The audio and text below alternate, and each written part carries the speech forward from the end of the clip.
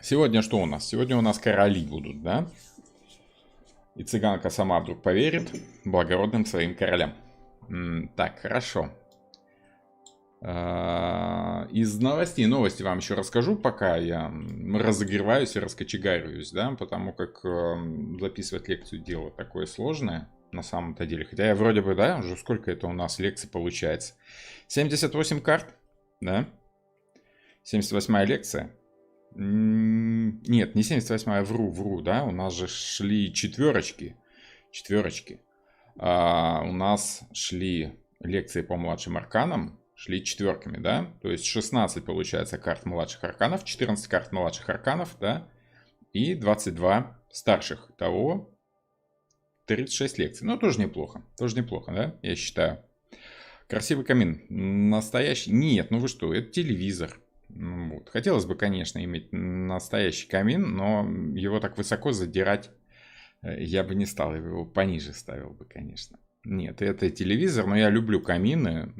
Пока вот мотаюсь по Европе, то своим не обзавелся камином. Как обзаведусь, обязательно вам покажу.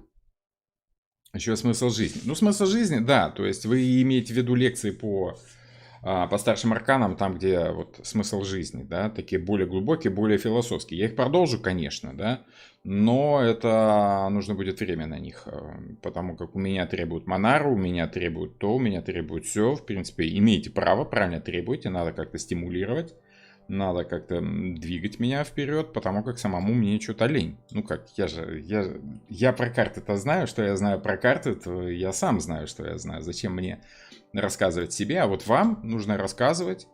Поэтому вот если будете говорить, что вам нужно, что вам интересно, то вам рассказывать и будем. По Монаре вот мы с вами договорились, что в ближайшее время запускаем курс по Монаре. Тоже нужно, тоже важно, да и мне, опять же, интересно. До сих пор непонятно, как все это дело будет на Ютубе. Ну, что-нибудь придумаем, я думаю. По крайней мере, может быть, видео для спонсоров, либо что-то такое. Как-то там условную какую-то хотя бы спонсорскую подписку, чтобы окупалась вот эта реклама Гугля, потому как Google не хочет такие видео активно промотировать, поэтому вот тут сложности такие. Но это ладно, это я уже сам займусь, вы себе голову не забивайте. Основное у нас это, конечно, карты Таро. Так, что еще вам рассказать интересного? Из интересного. Провел в субботу вебинар, как и обещал. Многие были. Пришло много народу, больше, чем я рассчитывал. Я рассчитывал, человек 5-7 придет, да, ну, думал, до 10. Вот. А по итогу оказалось 42 человека. Это было для меня несколько нервно, но, в принципе, что ж нам, привыкать, что ли? Сделали, все нормально прошло. Я волновался больше по поводу того, что я один, вас много, и я, может быть, что-то упущу по техническим вопросам, и что-то не будет получаться. Ну, там вроде бы все хорошо прошло, без технических неполадок, все окей, все хорошо. Zoom очень хорошая программка. Я думаю, что те, кто впервые пользовался Zoom, оценили, что в самом деле там звук, качество видео на уровне. Более того, он позволяет записывать все это в хорошем качестве. Собственно, запись я могу вам даже предоставить в этом самом в виде вебинара, потому что я запустил такую штуку, как вот мне советовали, да, пан Роман, монетизируйте как-то, монетизируйте. Ну окей, хорошо. Значит, что хочу показать, как я все это дело монетизировал, раз уж нужно. Ну, вот давайте посмотрим. Вот, кстати, сегодняшняя лекция будет, да, по королям. Уже интересно, да, уже интересные товарищи такие.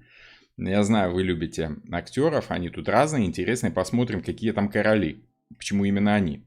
А показать я вам хотел вот такой сайтик. В принципе, если вы знакомы с творческими людьми, которые зарабатывают в интернете, то этот сайтик ваш знаком. Есть еще такая штука Patreon, да, я там пока разбираюсь, копаюсь, наверное, тоже его включу. Но для русскоязычного сектора есть Boosty. Что такое Boosty? Это такой как бы блог, да, блог, который дает возможность как-то монетизировать все, что вы делаете. Во-первых, туда можно будет просто подписаться. да. Вот, во-первых, можно будет просто подписаться, и будет в доступе все те лекции, которые у нас с вами уже есть, просто одним сплошным потоком. Ну, это как бы такой бонус, да, хотя это все есть у нас и так. Но можно будет приобрести вот этот самый вебинар, как выбрать расклад Таро, да, который мы с вами, собственно, в субботу и провели. Те, кто там был, и так его имеют уже в доступе. Желающие тоже могут его приобрести. 3,5 часа видео получилось. Рассказываю про разные расклады. В принципе, есть видео о том, как там что планируется. Но мне самому понравилось, честно говоря. Интересно. 3,5 часа пообщались с людьми. Если вам такое дело нужно, пожалуйста, вот ссылочка будет в описании к этому самому описанию к эфиру. Если вам надо, проходите, там можно будет оплатить и будет вам доступ к этому видео. Хорошо, но это такое, да, это как бы тоже нужно. А сегодня у нас лекция. Вот на лекции хотелось бы остановиться поподробнее, потому как завершающая, да, короли, опять же, надо же разобраться, так я немножко поправлю сюда.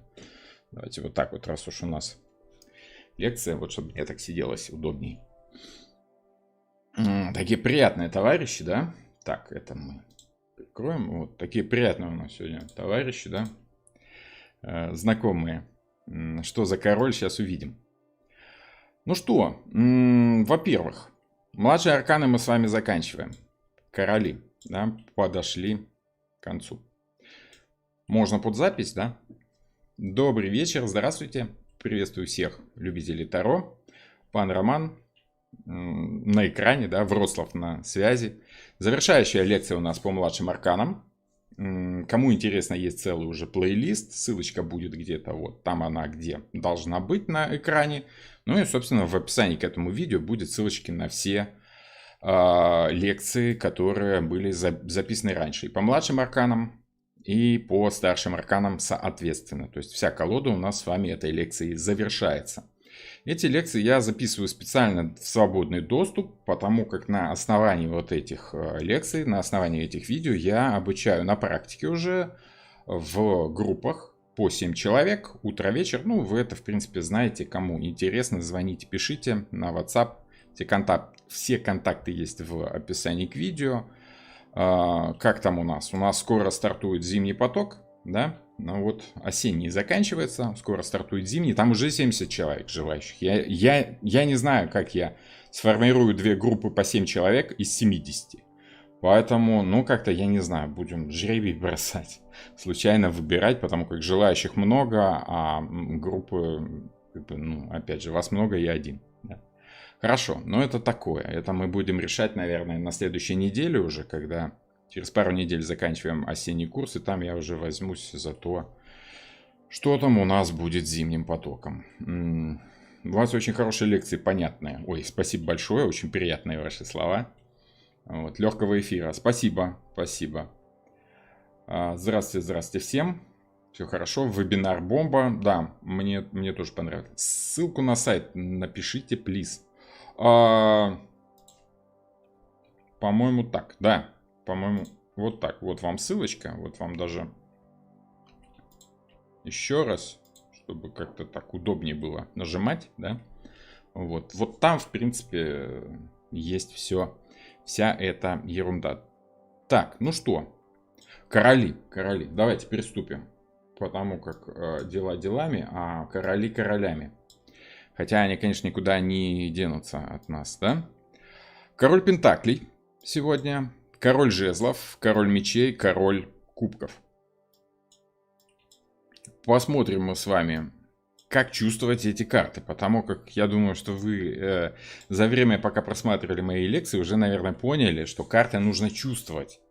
Не столько их надо понимать, там не столько много к пониманию, сколько именно к чувствованию. Карты Таро — это интуитивный инструмент, и для того, чтобы он хорошо работал, нужно, соответственно, включать эту интуицию.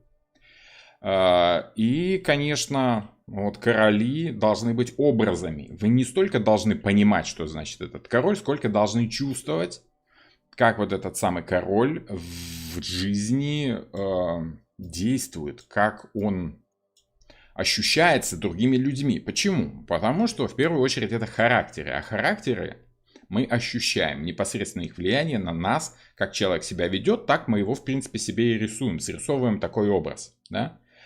В этом в принципе вся соль придворных карт младших арканов Таро. Потому как у нас разные характеры, которые действуют вот каким-то определенным образом стихийным, по земле, по огню, по воде и воздушным образом, в зависимости от ситуации. Плюс они еще как-то делятся по степени влияния на эту ситуацию. То есть на пажей, рыцарей, королев и королей, собственно. Об этом у нас с вами шла речь в предыдущих 3 лекциях. Да? Сегодня у нас завершающая по королям. Как же короли себя ведут? Ну, смотрите, во-первых, они полностью управляют ситуацией, они ей полностью владеют. Можно сказать, что, ну как вам сказать, если пажи выполняют приказы, им деваться особо некуда. Они обязаны делать то, что им велели, обязаны делать это хорошо. Хочется, не хочется, человек работает, да? Рыцари, они уже имеют определенную степень свободы в этом самом загончике, да, все равно они вынуждены выполнять приказы, но они уже такие, они уже более свободные в выражении своих стихий, да, например, рыцарь Пентаклей, рыцарь Земли, он может выражать свои желания так, как ему, в той форме, в которой ему интересно, он не может отказаться от выполнения приказа. Да? Он тоже зависим от ситуации. Но тем не менее, как его выполнять, он уже выбирает сам. Напомню, вот мы сравнивали с вами два таких образа. Вот рыцарь, вернее, паж Пентаклей — это водитель автобуса рейсового, да, который ездит, вот, собственно, и никуда деваться не может с маршрута, должен точно в срок быть на остановке секунда в секунду, да, то есть выполняет предписанное ему поручение так, как ему сказали. Никакой личной инициативы не включает, да, просто вовремя делает свою работу. То рыцарь, он уже может включить свою инициативу. Это водитель такси. Ему задают задачу, да, хочу доехать от пункта А в пункт Б, да, вот в аэропорт едем. И все, он вынужден выполнять приказ так же, как и паж Пентаклей. Но как именно, вот тут уже есть свобода, да, он может налево поехать, направо, объехать пробку, как-то у него нет заранее прописанного маршрута, поэтому он, скажем так, ориентируется на местности, по ситуации действует, исходя уже из своей инициативы. Вот мне хорошо в каком-то, в комментарии к прошлой лекции, либо к позапрошлой, не помню уже, написали, что в таком случае тогда у нас получается королева, это самый диспетчер. Совершенно верно, очень похоже. Диспетчер командует. Да? Она вроде бы над ситуацией, она сама не ездит, она сама работу не делает. У нее своя работа скорее такая управленческая. Она менеджер среднего звена. Да? Она просто отдает приказания, которые приходят свыше. Вот, она следит за выполнением всех этих маршрутов, всех этих поездок. Да? Она отдает указания, которые обязаны выполнять и водитель такси, и водитель рейсового автобуса. А вот король Пентаклей, вот он полноправный властелин этого положения. Он, скажем так, директор автопарка. Вот, он решает, будут ли закупаться там новые автобусы, новые такси, либо не будут. Будут там приниматься на работу новые работники, либо будут увольняться старые. Вот, можно сказать, что он полностью владеет ситуацией. Хочу работу, не хочу не работаю. Захотел и распустил весь этот автопарк, сам ушел на пенсию. А захотел, отдаю приказы так, как нужно. Вот в этом все короли. Они полностью владеют ситуацией. В плане работы... Так, что у нас там? Юлия жалуется, король жезлов заказал пиццу. Ну, да, король жезлов может быть такой король соблазна, да? Король желаний, страстных желаний. Захотелось пиццы, да? Все, я сегодня буду пиццу кушать. И хочешь не хочешь, но тут у нас такой пицца, это уже скорее все-таки король Пентаклей. Если что-то вкусненькое такое, да, земное, материальное. Вот. Но правильный король Пентаклей, он заказывает полезное, да, как это, пиццу для веганов. Ну, я сомневаюсь, что для веганов полезно. Вот вегетарианская пицца может быть даже полезней. А вот веганская, это оно уже как-то совсем перебор. Я не люблю крайности, да, вот что-то среднее может быть. Но в любом случае, что король Пентаклей, что король Жезлов, они заказывают, да, и сидят, ждут, когда им перевезут, вот, собственно, их заказ. Они не делают эту пиццу сами. Они как бы могут позволить себе, у них есть деньги, у них есть ресурсы, у них есть исполнители, скажем так. Они это дело либо покупают, либо умеют других людей, скажем так, на это дело подговорить, либо заставить, да, либо как-то, ну, приспособиться к ситуации, что ли. Вот с королями кубков сложнее всего, конечно. Смотрите, допустим, если вы хотите что-то приобрести, какую-то еду, вы можете заработать сами, да, и ее купить. Вы можете убедить другого человека, что ему крайне необходимо отдать вам то, что он там имеет, да. Поделись со мной кусочком пиццы, ты же добрый человек, я вижу, ты не откажешь голодающему. Если по жезлам у вас в самом деле такой...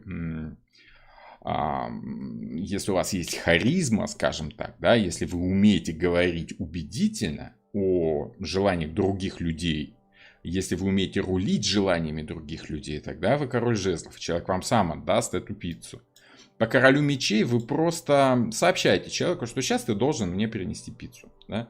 То есть просто-напросто забираете силой эту пиццу у этого человека. Либо вы его обманываете, да, и он сам, не зная того, что и как, да, делает, выполняет ваш приказ. Вы его принуждаете как бы либо логикой, либо силой, либо обманом, что в принципе примерно одно и то же. Потому как сила — это информация, об этом мы с вами говорили уже раньше.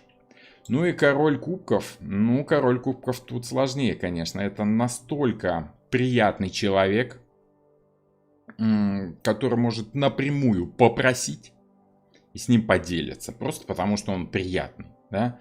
Он может даже и не просить, ему просто приносят пиццу, потому что хотят порадовать. Вот, скажем так. Понимаете, это вот тот самый гуру, который сидит и говорит, мне ничего не надо, да? А ученики ему несут и несут. Подношения несут и несут. Он говорит, ребята, ну хватит уже, спасибо, не надо, я уже есть не могу, я уже наелся, да, а мы тебе еще пиццу принесли, да, вот такие вот хорошие ученики, ну, такого гуру, скажем так. Король — это диктатор, королева — это начальник... директор, да. Король — это директор, а королева — это начальник цеха, рыцарь — начальник смены, паш — это рабочий. Ну, как-то так, да. Только рыцарь, он не столько начальник смены, он скорее вот что-то типа мастера. Он тоже должен сам работать, да.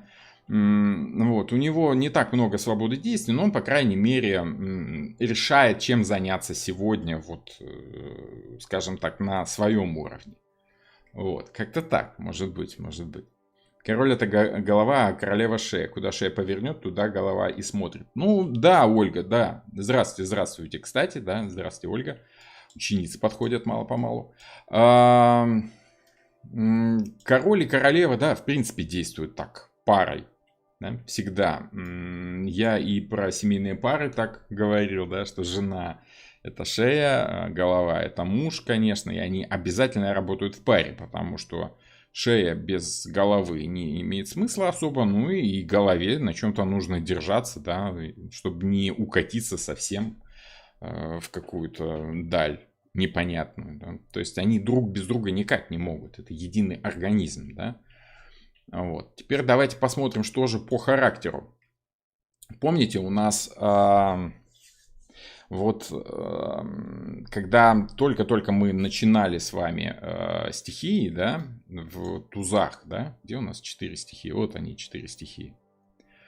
У нас был тип темперамента, да, типы темперамента. Это меланхолик, водный, холерик, огонь, земля, как флегма, флегматики, да, и сангвиники, воздух. Вот. Ну, скажем так, это достаточно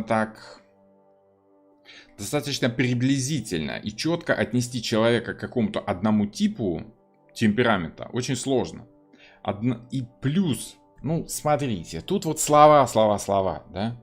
Картинок тут нет. Особо это не очень понятно, потому как нам, чтобы прочувствовать эти самые карты, нам нужно видеть визуал. Потому как король Пентаклей у нас это карта с картинкой, да? И когда мы видим карту, нам некогда вспоминать, кто он там, сангвиник, холерик, флегматик или еще там какой-нибудь этот самый рептилоид непонятный, да? Мы должны карту сразу чувствовать. Что такое Земля? Это спокойствие, это медлительность, это неспешность, это основательность, это такое что-то, ну, на самом деле серьезное, большое, весомое. Это база, на которую опирается все остальное. Это как фундамент в доме, да? Ну вот, это как, скажем так, мышцы и кости, которые держат, вот, составляют нашу материальную сторону. Если мы хотим прочувствовать образ короля Пентаклей, давайте сравним, допустим, с этими самыми, с актерами. Вот если хотите, можно сразу, быстренько вам 4 типажа 4 королей актеров, скажем так, да? Они вам все знакомы с детства. Если вам хотя бы около 30, да, ну, ближе к 40. Ну, допустим, мне сколько? Мне там 43-44, я все время забываю, сколько мне лет.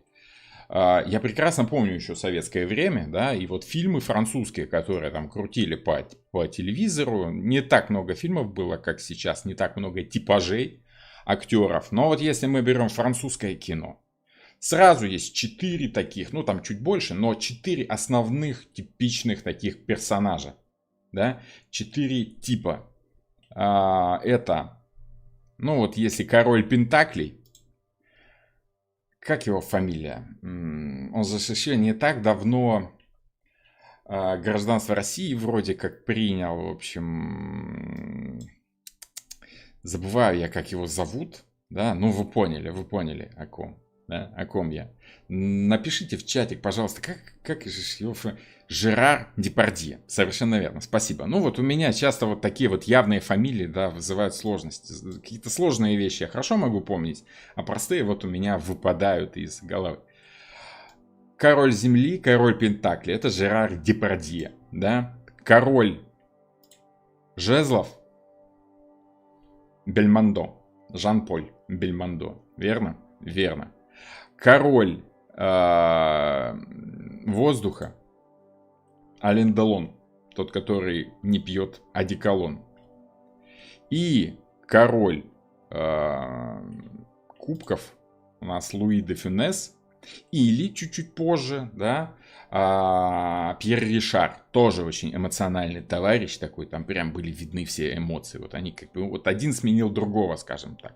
Вот вам 4 типа таких маститых, огромных, великих актеров, которых мы знаем хорошо, мы помним их фильмы, да, ну, не будем про Депардье, как он себя там сейчас показывает, да, ну, человек увлекся виноградниками, да, у него вина много, можно понять, что человек там немного заносит его. Ну и опять же возраст, творческая личность, давайте ему это простим, фильмы с ним все-таки великолепны, да. Вот вам, пожалуйста, пентакли, жезлы, мечи и кубки. Сразу такие 4 огромные стихии. Ощущение уже есть, уже чувствуется. Вернемся к ним чуть-чуть попозже. Давайте сначала поговорим, в принципе, о короле Пентаклей. Основательные люди, они и показывают себя как такие вот.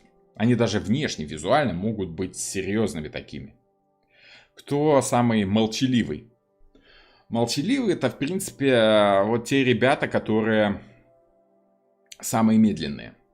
Потому как пока они там сообразят, что к чему, да, вот тот же самый Арнольд Шварценеггер, да, это типичный король Пентаклей, он олицетворение материальной силы, да, его много, он прям чувствуется, ощущается, он такой неспешный, он не может быть быстрым, потому что он большой, понимаете, такая большая махина быстро не передвигается. Он может быть чуть-чуть медлительным, слишком конкретным, да. Вот его этот образ в Терминаторе такой просто машины физической без души. Да, это вот прообраз физического тела, в принципе. Вот мы его слушаемся, это веления наши подсознательные, такие медленные животные физические, да, как бы. Он не может быть быстрым. Конан Варвар, да, из той же серии. Вообще, в принципе, у него образ такого, ну, скажем так, сильного, но не то чтобы такого суперскоростного, быстрого, сообразительного, огненного, страстного товарища. Нет, наоборот, такой медленный, обстоятельный. Ему веришь просто потому, что чувствуешь, что он такой вот. Он был вчера, он будет сегодня, он будет завтра. То есть он великий, да, он самый-самый. Такие попроще ребята тоже, как вроде бы они похожи на рыцарей. Но они уже начинают замещать вот этих старых монстров, да, они приходят на смену. Это ребята, которые мускулистые, образы у них в фильмах тоже такие... Вроде бы, понимаете, ну как вам сказать, сила есть, ума не надо, это если король перевернутый. А вот если король прямой, ему этот ум особо не нужен. Ему нужно вовремя просто делать что-то правильное. Вот они правильные, честные. Почему? Потому что им некогда врать. Они не успевают врать. Им проще просто делать то, что нужно делать. Вот у Криса Хемсворта вообще, в принципе, такие роли. У него лицо такое добродушное. Да? Он такой большой, он такой, как бы, такой, знаете, как женщины говорят, Мишка такой, обаятельный. Да? Вот Джейсон Момоа тоже такой, вот он такой. Хо-хо-хо, такой веселенький, да, добрый, как Портос, понимаете, такой вот современный Портос. Вот, и вот они сейчас захватывают трон, они смещают вот этих монстров, да, старых.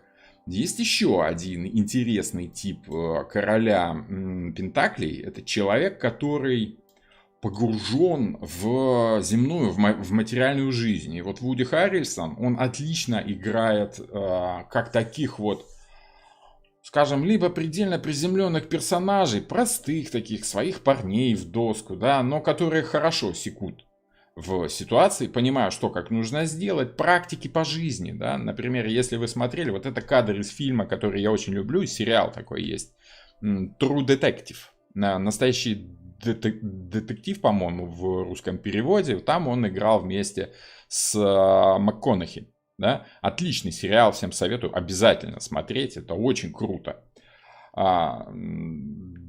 Дуэйн Скала Джонс тоже король Пентакли. Ну да, там он тоже, вот этот тоже здоровяк такой, да, спасатель Малибу такой. Бу-бу-бу-бу-бу. Вот тоже, да, вот этот вот.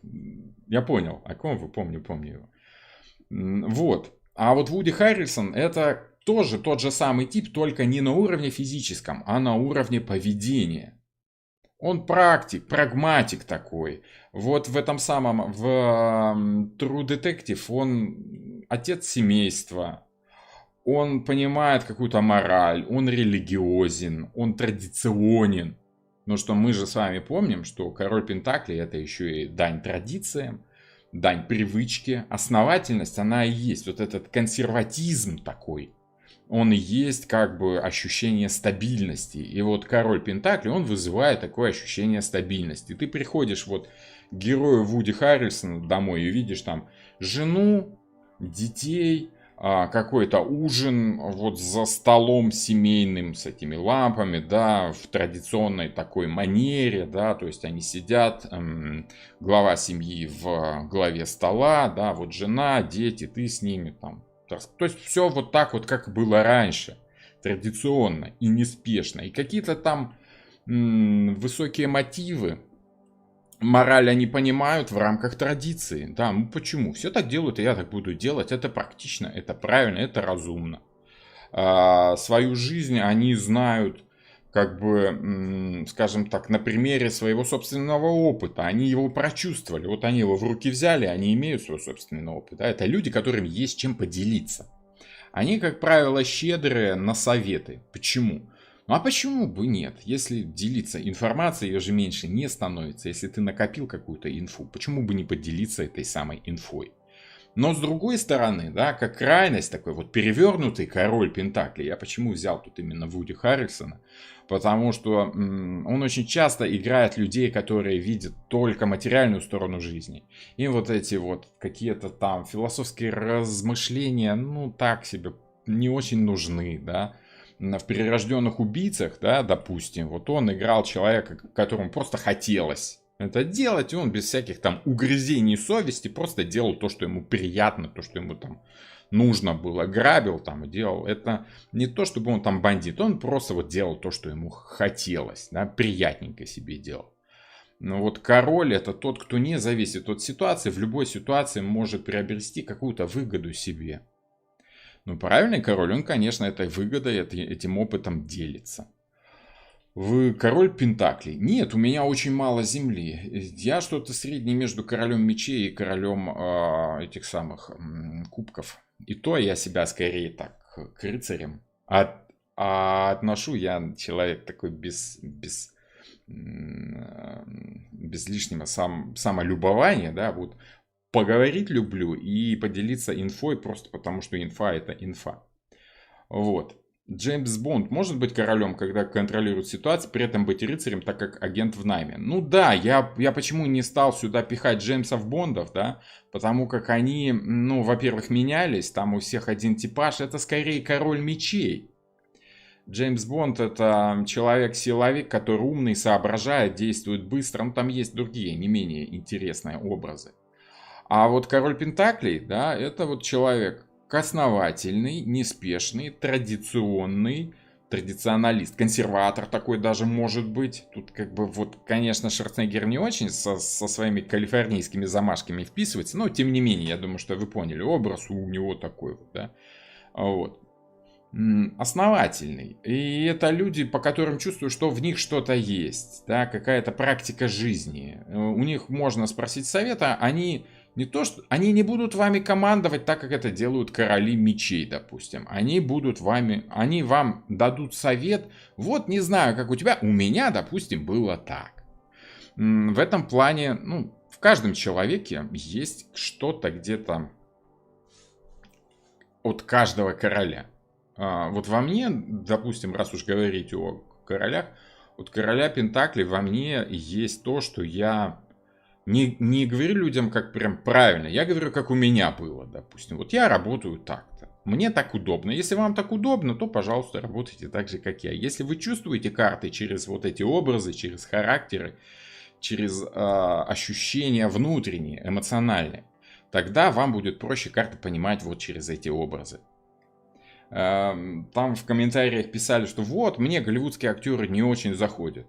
А зря. Это очень такие четко прописанные персонажи, которые как раз и должны заходить легко. Я почему беру в пример вот такие вот фильмы, таких актеров, да, хотя я люблю, допустим, фильмы уровня Фонтан Аронофски. Я вообще люблю Аронофски, но его сложно приводить в пример, потому что там очень многогранные образы, очень глубокие. А вот эти, да, у Мамо, у Хемсворта, да, у Шварценеггера, ну, у Харрельсона, конечно, они так чуть более сложные. Но, опять же, в Голливуде так чуть-чуть проще все это шаблонизируют, и это проще передавать потом. Скажем так, понимаете? Вот. Ну, в общем, перевернутый король, он слишком приземленный, слишком заземленный даже, я бы так сказал. Он не понимает, что ты страдаешь, что ты мучаешься. Вот же есть работа, можно зарабатывать деньги хорошие. Какое там творчество, зачем творчество? Вот король Пентакли перевернутый, да, он контролирует ваши финансы. Потому что это его ситуация в целом, да. Перевернутый король Пентакли это муж у жены, который зарабатывает больше ее, и он сам решает, что там и как нужно заказывать, да, домой, что и как нужно покупать, что и, ну, как распоряжаться, собственно, этими деньгами. Перевернутый король Пентаклей, он контролирует ситуацию полностью и сам решает, думая о себе, только о себе. И он может вообще, в принципе, забрать все деньги, уйти. Король Пентаклей перевернутый, это муж, на которого записана и квартира, и дом, и дача, и машина, и все. Понимаете? И вот если вдруг вы с ним ругаетесь, он очень быстро становится перевернутым королем Пентаклей. потому что это все мое, да? Вот, и если, конечно, по суду что-то вытянуть нельзя, вы очень быстро понимаете, что да, он король. Он как хочет, так и распоряжается. Вот сила королей в том, что как они хотят, так и будет. В отношениях эти такие типажи, как правило, скажем так, заинтересованы либо в деньгах, либо в сексе. Ну и все, что связано с этим. Причем секс такой физически интересный. Там не то чтобы романтика, там главное, чтобы было приятно. Вот. Ничего плохого в этом нет. Люди, мужчины, которые заинтересованы в сексе, это хорошо. Если мужчина заинтересован в сексе с вами, то это основа отношений. Это то, на чем будет базироваться дальше. Да, если нет сексуального влечения, то пиши пропало. Все остальное, ну так, как это, дружеское общение. Хорошо, если только дружеское. Вот. Ну и опять же, по работе, да, король Пентаклей это тот, кто платит вам зарплату, потому что это его деньги, это его фирма деньги заработала с вашей помощью, и он вам платит зарплату. Хочет платит, не хочет, убегает как бы на Карибы с вашими деньгами. Вот. В общем и целом как-то так. Я надеюсь, что вот сборный такой вот образ такого неторопливого, основательного, солидного человека. Вот к солидному тут, наверное, ближе все-таки Шварценеггер. Да? Тут он вообще как бы губернатором потом же стал. Да? Вот. Можно сказать, что основательность — это приобретенный опыт и то доверие, которое испытывают к тебе избиратели, да, основанные на всем, что ты делал. Да, вот у тебя такой образ, и он монетизировал этот образ, как бы, собственно, уже во власть. Как-то так, как-то так. Ну и по пентаклям, как мы уже с вами говорили раньше по этой стихии, что тут дальше 28 раз повторять, это секс, финансы, принадлежность, да, это недвижимость, либо движимость, да, то есть движимое и недвижимое имущество. Это ощущение того, что человек владеет чем-то. Что-то это является его собственностью. Хорошо. Если лжет, то какие карты должны быть рядом с королем Пентаклей, да, наверное, хотели написать. Ну, не обязательно рядом лежащая карта может указывать на поведение человека. Если, допустим, как он себя ведет, да, карта выпадает, то неважно, с королем она рядом лежит или нет. Если человек, который умеет вас обмануть, обвести вокруг пальца, тогда и вы ему будете верить безоговорочно от того, что он очень убедительно говорит, тогда это просто перевернутый король мечей. Это человек, который напрямую вам лжет, врет, да? Дает вам не ту информацию, как сказать, неверную инфу, лживую информацию, да? То есть не тот меч, не та инфа.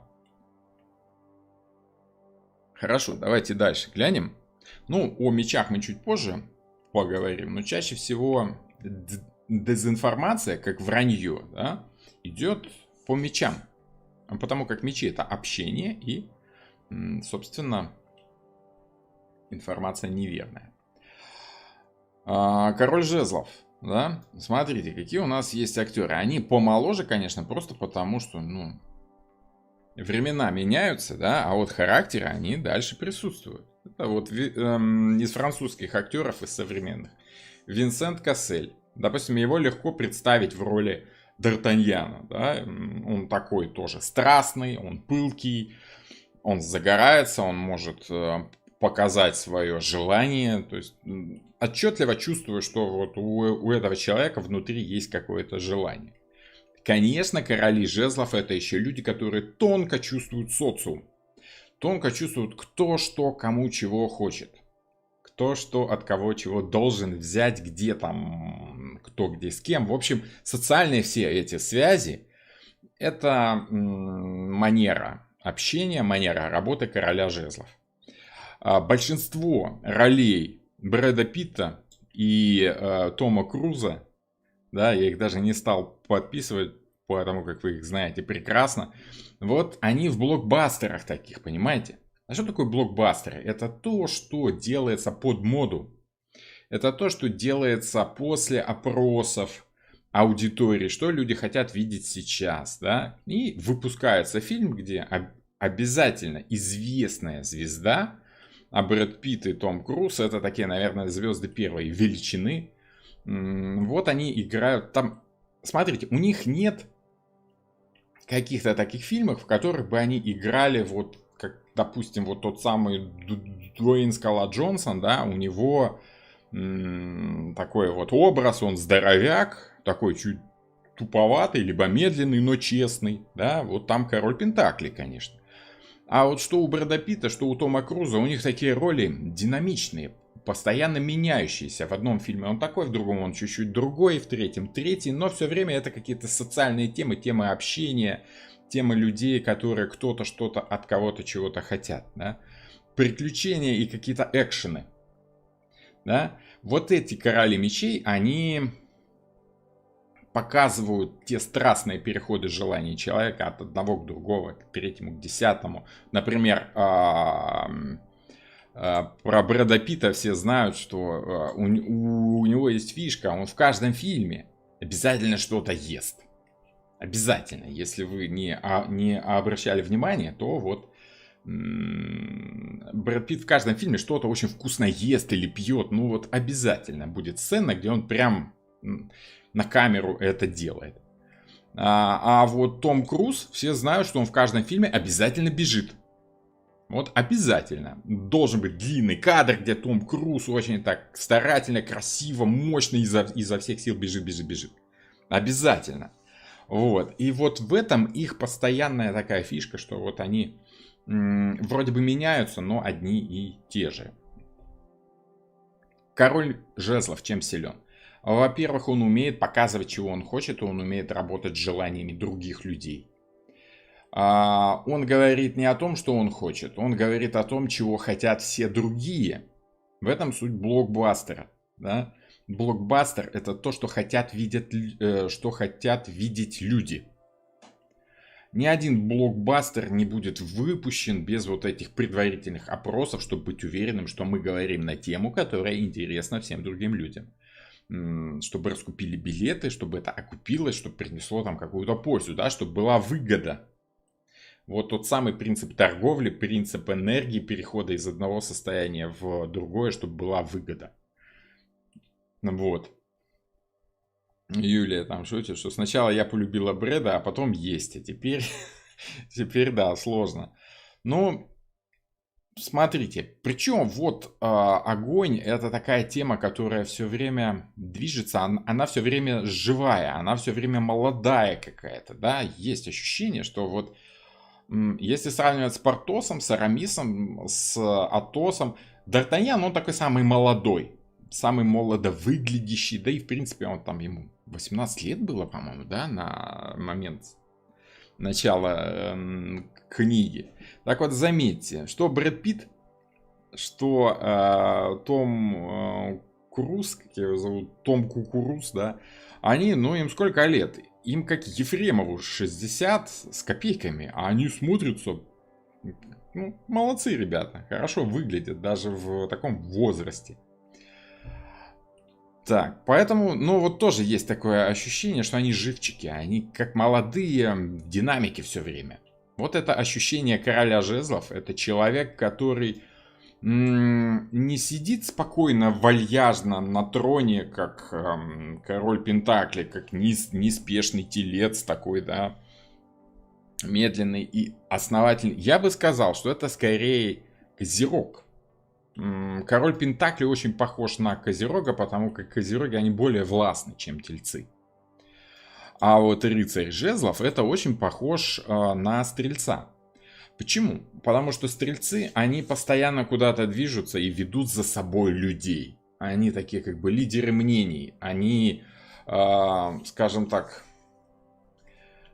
я бы не сказал, что они инфлюенсеры в Инстаграме. Они скорее могут скупить весь этот Инстаграм. Вот они, наверное, хозяева Инстаграма. Это самые-самые первые инфлюенсеры, на которых равняются все. Кто там, у кого больше всего подписчиков, из кого потом сдирают манеру общения с подписчиками все те, кто чуть ниже рангом, да, вот это король жезлов. Они формируют общественное мнение. Им уже не столько как бы идеологи, да, идеологи очень похожи на то. Это вот, как это, креаторы, да, креативщики, они создают то, что потом люди хотят. Это модельеры. Помните, есть такая картинка, интересно, вот надо было поискать, стоит Филипп Киркоров в костюме от Дольче и Габбаны, весь такой в этом самом, в золоте, в цветах, такой весь яркий, как попугай, там чуть ли не в перьях. Ну, дорогущий костюм сразу видно. И два мужичка таких в возрасте, в простых черных костюмчиках, таких непримечательных, обычно, ну, ровненьких, гладеньких, таких видно, что аккуратно, ну, костюмчики обычные. И подпись к фото. Вот это Филипп Киркоров в костюме от Дольче и Габбаны. А вот слева Дольче, справа Габбана, да. И вот королю жезлов не надо уже быть таким ярким. Он просто делает так, и все за ним... все делают то, что он скажет. Ему не обязательно хотеть. Ему не обязательно носить то, что носят другие. Он просто задает тон. Скажем так. Это творцы моды, творцы вот этого социума, которые сами уже стоят над социумом. Почему люди одеваются в модную одежду? Потому что они хотят быть принятыми обществом. Они хотят утвердить свой статус на каком-то уровне в этом обществе за счет одежды, за счет там каких-то дорогих часов, хубло там за 20 тысяч миллионов долларов или что угодно, да, какие-то серьги с бриллиантами, еще что-то такое, да. А вот король жезлов это тот, кто всем этим владеет и говорит, собственно, вот все будут носить такие костюмы, все будут носить такие часы, а сами живут в скромненьких домиках от того, что им это не особо надо. Вот. Зачем им это, если они и так уже над ситуацией? Они управляют этой ситуацией сами, в принципе. Им нет нужды показывать свой статус, потому что и так люди все этот статус видят. И тут не в деньгах дело, тут именно в социальном статусе. Понимаете? Вот. Делал расклад на президента нашей страны, и в темную выбрала сигнификатор, вышел король жезлов. Ну, во-первых, непонятно, про какую страну вы говорите, а во-вторых, давайте про политику не будем, а то тут сейчас все переругаются, я уже знаю, эта тема пройденная такая. А может, Овен жезлы? Нет, я не думаю. Овен больше похож... Ну, вот смотрите, как разделить 3 знака зодиака на 4 придворные карты, да? Сложно? Сложно. По характеру хозяин желаний кто? Если своих собственных, то это Овен. Поэтому он либо паж, либо рыцарь. Хозяин чужих желаний, желаний семьи, желаний партнера, это, конечно, лев. Без сомнения. Вот. Тут, в принципе, львы-то и нарисованы, да? А вот хозяин общественного мнения, общественных желаний, желаний большого количества людей, это, конечно, стрелец. Они лучшие политики, они лучшие проповедники, они лучшие идеологи. Вот это вот все. Поэтому мы тут с вами видим людей, которые нравятся, ну, практически всем. Понимаете? Просто потому, что умеют сыграть так, как нужно людям. Хочешь так, хочешь этак. Огонь постоянно живет, постоянно меняется, желания людей постоянно меняются и развиваются, да? Ну вот. Прямой король жезлов, он угадывает ваши желания и сообщает вам, что вам нужно хотеть, чтобы у вас все было хорошо. Перевернутый король жезлов, он берет ваши желания и обращает себе на пользу. Ну, я, конечно, просил... без политики, но сам сейчас чуть-чуть влезу, да, ну, опять же, это 100-летней давности политика. Вот Ленин на броневике, да, я привожу в пример всегда Ленина на броневике как короля жезлов. Почему? Потому что он стоит перед там многотысячной толпой революционно настроенных солдат и матросов. Он прекрасно знает, что хотят солдаты и матросы. там землю крестьянам, фабрики рабочим, да, там кому-то по морде. В общем, ну, вот обычное нормальное желание вот этой толпы. И он, оперируя этими желаниями, хотите земли крестьянам, фабрики рабочим, всем буржуям по морде? Все таки хотим. Давайте, товарищи революционно настроенные солдаты и матросы, возьмем непременно Зимний. Сейчас же, немедленно, не сходя с этого места. Как этот Зимний им поможет, непонятно, да, это ему нужно. Это Ленину нужно было, чтобы на тот момент взяли Зимний. Поэтому он, оперируя желаниями вот этой массы, толпы, он как бы руководит вот этими социальными процессами. Вот. Для меня это перевернутый король жезлов. Потому как вся вот эта вот политика, ну, мне вообще политика не очень нравится, да, когда людьми управляют, чтобы сделать им хорошо, это одно, если они сами не в состоянии, да. Но когда ими управляют, чтобы для себя только сделать хорошо, а не для людей, вот тут уже король жезлов перевернутый, да, и вы хотите, не хотите, будете ему верить от того, что он, зараза, так убедительно говорит, да. Это вот Мавроди, перевернутый король жезлов. Мавроди из МММ, который прекрасно понимал, что люди хотят себе просто заработать процентов, ничего не делая. И пожалуйста вам, да. Вот, как-то так. Чем это все кончилось? Ящерка это саламандра, ящерка символ огня. Да, это саламандра была такая легенда, что саламандры рождаются из огня. Вот верно, Ирина пишет, что когда собирали дрова в костер, саламандры выскакивали прямо из огня, так что они стали символами огня. Да, все верно, все верно. Все правильно. Вот я не очень понимаю, как некоторые люди...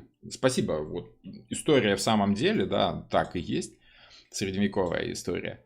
Я не очень понимаю, как некоторые тарологи говорят, что нет, стихия земли... Ой, вернее, стихия воздуха это жезлы, да, а вот стихия огня это мечи.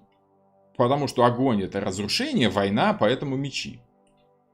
По-моему, тут четко прописаны все стихии, тут прям видно по уровню, ну, земля землей, да, огонь огнем. Как бы если это не очевидно по окраске и по форме одежды даже, да, вот у того же самого рыцаря такие, как огненные всполохи, да, расцветка, да, и в принципе сам принцип огня это рост, развитие все время, огонь все время ползет, движется все время, да. Лев как огненный символ, да, солнечный символ. Подсолнух тоже как символ покровительства, защиты, да, верности. Ну и саламандра, символика огня, да, это дух огня, сам смысл огня, суть огня. Вот, саламандра это дух огня. Так что... Ну вот, если вы хорошо работаете с человеческими желаниями, знаете, что люди хотят, то вы человек огненный. Видите, до чего довело неумение Крупской готовить пиццу. Ну да. Я сомневаюсь, что Крупская там вообще что-то готовила. Элита все-таки была. Они там в Швейцариях в этих самых жили. Вот, что вы думаете, они там консервы кушали? Нет. Вот как-то так. Бенедикт в роли Шерлока Жезловой. Вы имеете в виду этого Бенедикта Камбербэтча, да? Нет, он не Жезловый. Секундочку. Где он там? Не-не-не, он не Жезловый. А вот он воздушный. Почему он воздушный? Сейчас мы к этому и приходим как раз, да? Король мечей. Король мечей это человек... во-первых, сильный, но сильный не физически, да? Это начальник, это символика начальника, потому что сила это когда человек говорит, а все другие делают. Тут даже делать ничего не надо, сами за тебя все сделают. Причем не надо убеждать людей. Разница между королем жезлов и королем мечей в том, что король жезлов говорит о том, что хотят люди, а король мечей говорит о том, чего хочет он. Ему не важно, что вы там думаете по этому поводу. Он просто отдает приказ. И все на этом. Он вас ставит в известность, ставит вас перед фактом. Хочешь, не хочешь, тебе надо делать это. Он как бы заставляет вас той информацией, которую он обладает, он заставляет вас что-то делать. Вам может это не нравиться, но против этой информации вы ничего сделать не можете. Сказал, как отрезал. Да, вот вам король мечей. Становится понятно, что тут дальше-то. Шерлок мечевой. Да, конечно, мечевой, потому что он умный. Да? Он, конечно, не такой сильный, как Джейсон Момоа, да, или там Шварценеггер. Вот. Но он такой, он соображает, он сообразительный, он логичный. Мечи — это логика. Да? Смотрите, кто у нас в мечах. Ну, во-первых, Ален Делон, да, образ такого вот, смотрите, у него стальные серые глаза, это мужественный такой мужчина, да, в отличие от Бельмондо. Бельмондо, он такой огненный, он такой страстный, да, он будет в людях страсти, да, там чувствуя, что ему все время хочется что-то делать. Бельмондо, он такой более спокойный, более выдержанный, он какой-то такой шпион, да, он обольститель женщин, которому женщины подчиняются, просто чувствуя его силу. За ним вот как за каменной стеной. Не потому, что он надежный, а потому, что он сильный. Вот. Отличный образ строит Энтони Хопкинс. Он, как правило, играет таких людей. Ну вот это да, это прямо монстр таких ролей. Да, причем, как вы помните, одна из его самых известных ролей — это вот этот вот красный дракон, да, как же там звали этого профессора? Я не помню, но опять же, он профессором был, да? Если кто-то помнит, как звали профессора, напишите в чатик, пожалуйста, мне вот, ну, прям аж неловко, что я не помню такие имена, фамилии, но у меня с именами, с фамилиями всегда сложно, это профессиональное, наверное. Вот. «Молчание ягнят» триллер, помните, да? Вот этот доктор, профессор или как там его? Вот он прям, ну, голова, лектор. Ганнибал Лектор, да, совершенно верно.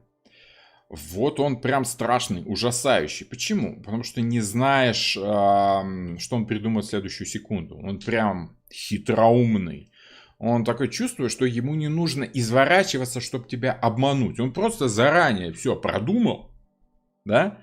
Вы находитесь в его ситуации, вот Лектор, да, он как бы, там было ощущение, что он всем рулит. Причем он что делал? Он не делал ничего, он сидел в клетке, в тюрьме, да? Он просто говорил, а другие люди плясали под его дудку. Причем он не говорил о том, чего они хотят. Он выдавал информацию порционно. И эта информация заставляла людей что-то делать. Доктор Лектор. Да, доктор все-таки, наверное, я не помню. Профессор. Ну, в общем, ощущение интеллекта, да, матерый человечище такой, глыба, да, вот этот вот и есть образ Энтони Хопкинса. Он, в принципе, любит играть в таких фильмах, да, где вот нужно интеллект показать человека, который что-то знает. Да. Мне очень нравится его образ в фильме Аронофски «Ной». Да? Там он играл прадеда или деда вот этого человека, который много знает, как нужно делать.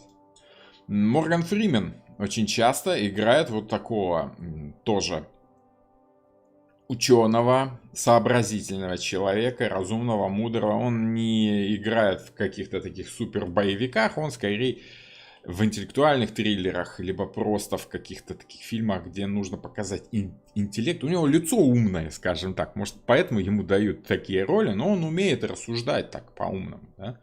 Вернее, ну, впечатление такое произвести с экрана. Вот. И вот мне очень нравится его образ в Брюсе Всемогущем, да, это образ Бога. Просто, ну вот, я всегда прав и все тут. Ты можешь говорить что угодно, но я сделаю так, что все равно все будет так, как я велел. Вот. Молодой папа в сериале может быть мечевым? Ой, молодой папа, он там такой, это очень там широкий образ, очень, очень глубокий. Он не какой-то один, там масса стихий перекручена, в разные моменты разная стихия вылазит. Это не такой шаблонизированный образ, как вот в этих фильмах. Вот, там такой, эгегей. Сложненько. А вот тот самый Бенедикт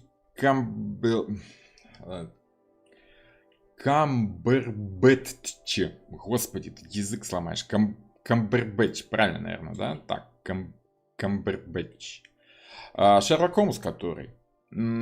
Отличный образ. Причем, помните, там еще был такой фильм из Марвела, как его там, да-да-да-да-да, Доктор Стрэндж.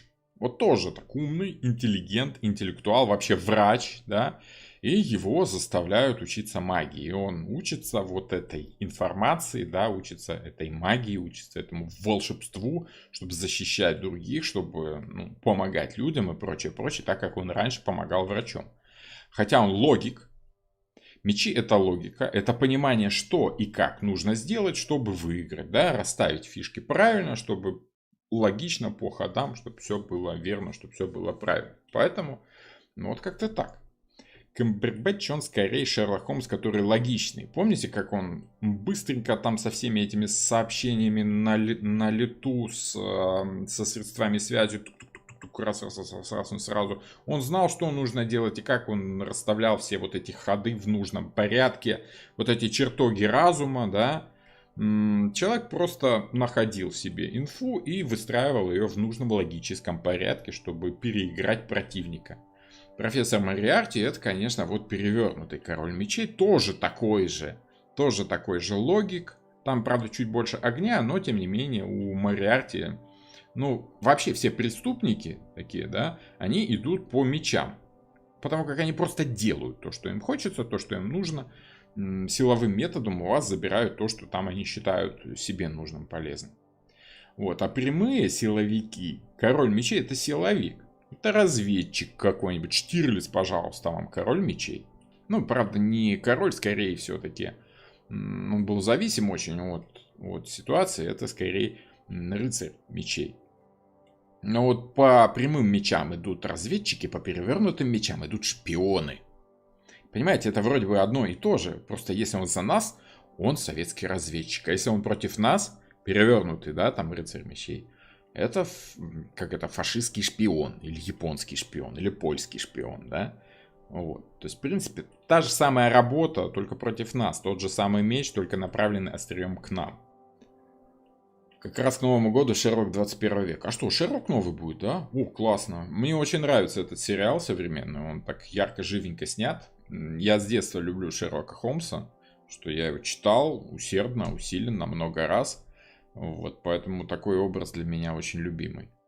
Вот надо сказать, что советский Шерлок Холмс, он не так ярко окрашен именно в мечи. Скорее такое что-то более земное такое, не знаю. Вот советский Шерлок Холмс сюда не очень вписывается. А вот современный вот этот от Камбербэтча, да, вот он такой какой-то более воздушный, более логичный, более... Я бы не сказал, что более цифровой, да? Как-то так, наверное, цифровой, да. Вот. Король мечей, это знаете кто? Это Джефф Безос, это, как его? Цукерберг, Марк Цукерберг, хозяин Фейсбука, да? Это кто там нас чипирует, да, вышками 5G, рассылает лучи, радужные лучи поноса со своих спутников. Кто там этот, вы поняли, да? Вот эти вот цифровые магнаты. Вот. Вот они короли мечей. Они обладают, они руководят информацией, информационным сообществом, информационными силами, скажем так. Вот. Раньше их функцию, знаете, кто выполнял? Раньше их функцию выполняли редакторы газет и хозяева газет. Те, кто владели газетами, те, кто владели впоследствии уже потом этими, масс-медиа, короче, телеканалами, радиоканалами, да, вот они вбрасывали информацию и с помощью этой информации управляли как-то обществом. Вот. Олег Тиньков, король мечей, Тинькофф больше похож на короля жезлов. Он такой как-то жуликоватый немножко, мне кажется. Вот. Но как бы да, он пытается быть королем мечей. Пытается быть королем мечей. Ну, я опять же, Тинькофф, он зависим от ситуации. Я не могу назвать Тинькова королем. В своем банке, да, он, конечно, король, он хозяин ситуации. А вот в банковской сфере, ну, смотрите, он пытался там пару сделок совершить, которые сорвались просто потому, что нужные люди нажали на нужные кнопки и сорвали эти сделки. Я не думаю, что он король, там максимум королева. Вот. Как-то так. Илон Маск. Маск, да, вот Маск это тип... Но Маск, понимаете, тут вот интересно. Маск же не с информацией работает. Маск работает с чем-то таким. Маск работает с будущим. Понимаете? Мечи, они, конечно, смотрят в будущее. Они планируют будущее. Но вот ввести людей в будущее могут только короли кубков. Потому что вода это будущее. Водолейная тема, она присутствует в масти мечей, да, в стихии воздуха. Потому что водолей, в принципе, работает с той водой, в которой живут все водные. А вода это наши эмоции. Эмоции это наше ощущение ситуации напрямую. Да, вот та самая интуиция, то самое чувствование ситуации вживую, без разума, без сознания, а просто вот непосредственное ощущение ситуации как таковой. Вот это кубки. И когда мы думаем о будущем, мы же не можем представить себе в реале, как там все это выглядит, да, вот все эти визуализации и прочее, прочее, мы просто пытаемся представить, что мы будем ощущать в будущем, в котором мы окажемся. Вода это всегда какой-то итог, да, все к чему-то сводится, да, все как бы проистекает к чему-то. И получается так, что короли кубков, они как бы управляют нашими мечтами. То, о чем они говорят, эмоции, вот это подсознательное, это мечты, которые либо реализованы сейчас, мы чувствуем, что вот мы достигли своей мечты, мы наслаждаемся эмоциональной ситуацией. Либо мы мечтаем о чем-то, мы хотим оказаться в какой-то ситуации эмоциональной, где нам будет хорошо. Ну вот. Вот Илон Маск, он скорее король кубков. Потому что он оперирует и деньгами, и информацией, и соцсетями, потому как он в Твиттере очень ловко все это дело выбрасывает, да, он социально тоже работает. Но он в первую очередь говорит о том, о чем люди мечтают.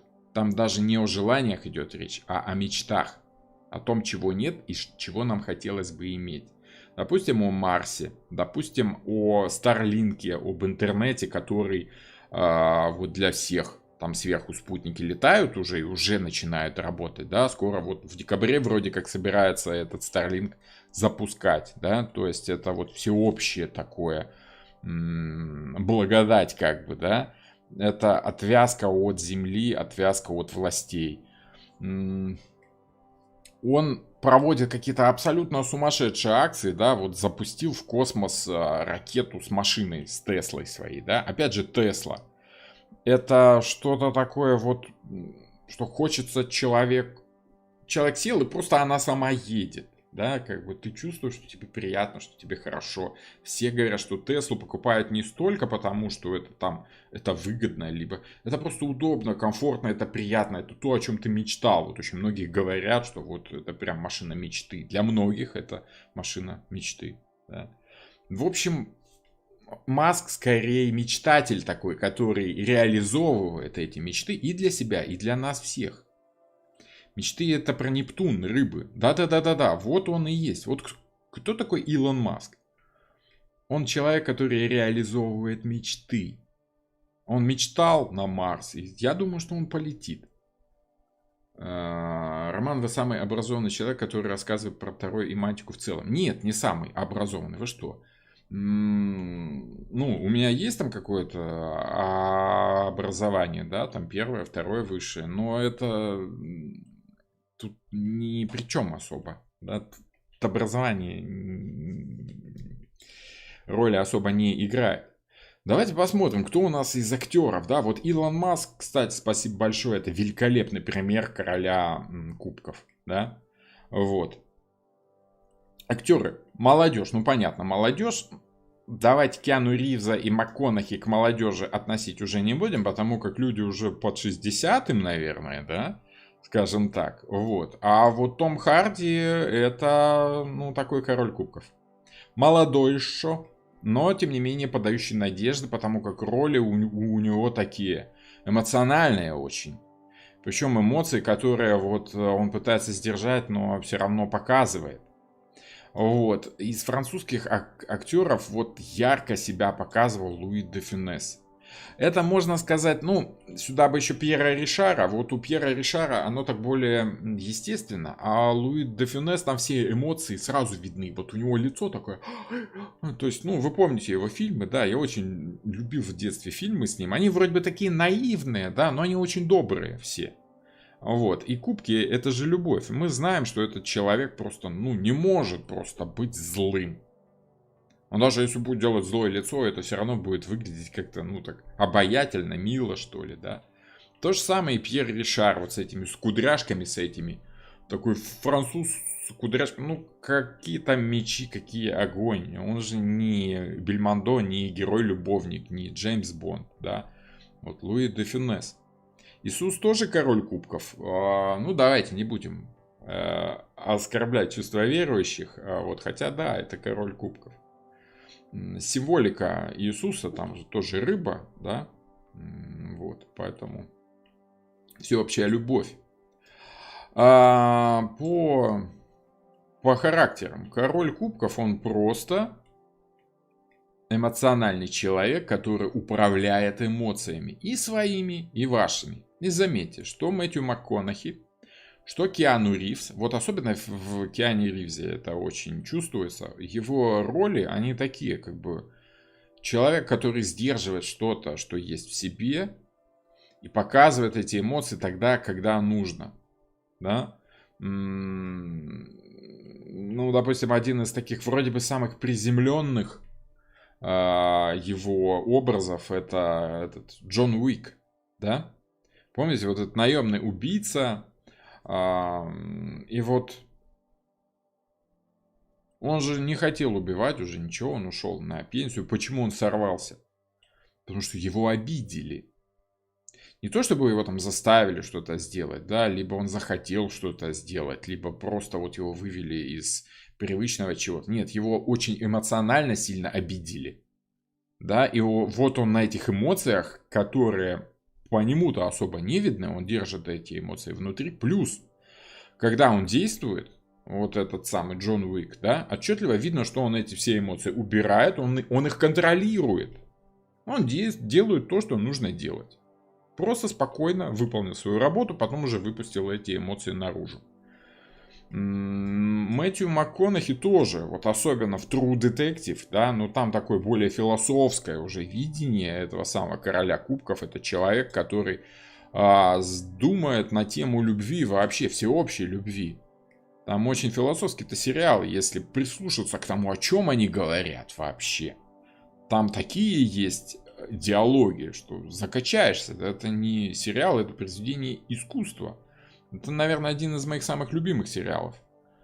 Если не сказать любимый. Вот прям так, что подумать, послушать, это вот, наверное, мой самый любимый сериал. И актер из него такой, он контролирует эмоции, он показывает свои эмоции, когда нужно, но когда надо, он их сдерживает. Вот король кубков это человек, который управляет этими эмоциями. У Тома Харди был шикарный тоже сериал, называется «Табу». Он такой мистический очень, я вам очень советую его посмотреть. Фан-клуб настоящего детектива все еще здесь. Да, Юлия, да-да-да, я помню, что вы любите этот сериал. Ну, великолепный сериал, на самом деле. True Detective, да, тут что и говорить. Вот в Томе Харди. И там у него зависимость по рыбам, да?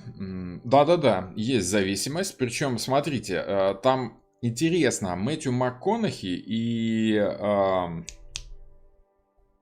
кто же там с ним в паре-то играл? Вуди Харрельсон, да? Две противоположности такие. Два напарника, которые абсолютно диаметрально противоположные, но вот из их взаимодействия и складывается вот сюжет весь. Очень круто. И вот Вуди Харрельсон, это такой король земли. В фильме он больше похож на деву. Традиционный мужчина, христианские ценности, семья и дети, вот этот вот семейный ужин, это вот все такие морализаторство такое, да. А образ этого самого Мэтью МакКонахи, такой отщепенец как бы, сам себе живет где-то вдали от людей, особо с людьми не соприкасается только по работе, эмоции свои скрывает, эмоциями как бы работает этими эмоциями. Он чувствует, он пропускает все через себя, но наружу ничего не выпускает. И да, там у него по рыбам зависимость, он там алкогольная зависимость, что-то еще такое, в общем. Дева и рыба, совершенно верно. Вот Дева и рыба — это две противоположности. Великолепный сериал, просто гениальный, можно сказать. И вот у МакКонахи очень много таких ролей, где он очень эмоциональное то, о чем он играет. И вот как он обходится с этим, как он борется с этим, как он сражается и управляет этим, да.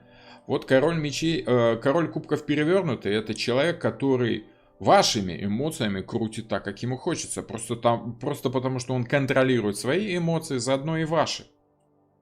Вот. Если ему весело, и вам тоже будет весело. Если ему грустно, как вы не смеетесь, вам веселее от этого не станет. Он на вас так посмотрит, что вам тоже взгрустнется. Вот. У Харди есть фильм 2014 года «Лок».